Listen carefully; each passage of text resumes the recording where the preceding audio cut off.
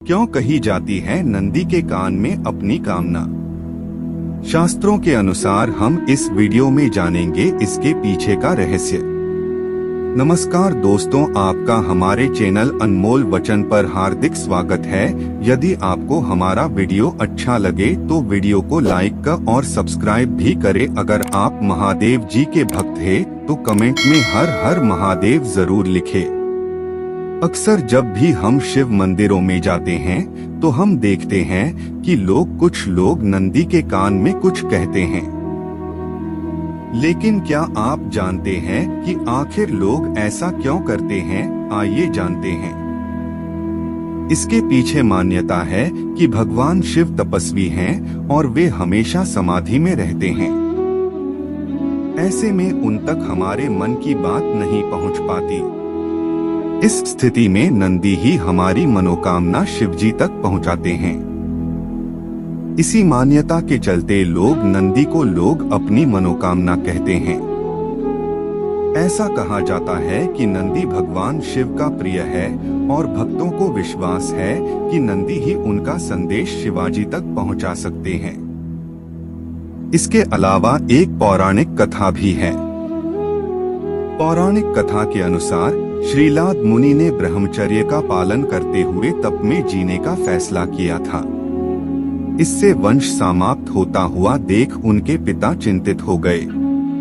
उन्होंने श्रीलाद को वंश आगे बढ़ाने के लिए कहा, परंतु तप में व्यस्त रहने के कारण श्रीलाद गृहस्थ आश्रम को अपनाना नहीं चाहते थे। इसलिए संतान की कामना के लिए उन्होंने भगवान शिव को तप से प्रसन्न कर जन्म और मृत्यु के बंधन से हीन पुत्र का वरदान मांगा। भगवान शिव श्रीलाद मुनि की कठोर तपस्या से खुश होकर श्रीलाद के पुत्र रूप में प्रकट होने के वरदान दिया। कुछ समय बाद भूमि जोतते वक्त श्रीलाद को एक बालक मिला, जिसका नाम उन्होंने नंदी रखा। अब उसको बड़ा होते देख भगवान शंकर ने मित्र और वरुण नाम के दो मुनि श्रीलाद के आश्रम में भेजे, जिन्होंने नंदी को देखकर भविष्यवाणी की कि नंदी अल्पायु है। अब जब नंदी को यह मालूम हुआ तो वो महादेव की आराधना से मृत्यु को जीतने के लिए वन में चला गया। वन में उसने शिव का ध्यान आरंभ किया। इसको देख भगवान शिव नंदी के तप से प्रसन्न हुए और वरदान दिया कि वत्स नंदी, तुम मृत्यु और भय से मुक्त अजर और अमर है। भगवान शंकर ने उमा की सम्मति से समस्त गणों, गणेश और वेदों के समक्ष गणों के अधिपति के रूप में नंदी का अभिषेक करवाया। इस प्रकार नंदी नंदेश्वर हो गए। बाद में मरुतों की पुत्री सुईषा के साथ उनका विवाह हुआ। भगवान शंकर ने नंदी को वरदान दिया कि जहां उनका निवास होगा वहां नंदी भी विराजमान होंगे।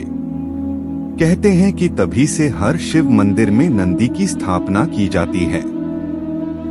साथ ही ऐसा कहा जाता है कि अगर अपनी मनोकामना नंदी के कान में कही जाए तो वे उसे भगवान शिव तक जरूर पहुंचाते हैं। नंदी के कान में कही बात दूसरा नहीं सुने। जब आप नंदी के कान कहते हैं तो यह ध्यान रखना महत्वपूर्ण है कि कोई भी आपकी बात नहीं सुनेगा। अपने हाथों को अपनी आंखों से ढकें और उन्हें इच्छा शक्ति बताएं। नंदी के कान में कभी किसी को नोच कर न डांटें। यदि आप ऐसा करते हैं तो शिवजी क्रोधित होंगे और आपकी इच्छा अधूरी रहेगी।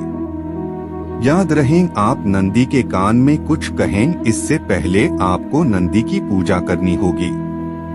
इसके बाद नंदी के दाहिने कान में विश्वास के साथ अपनी इच्छा कहें।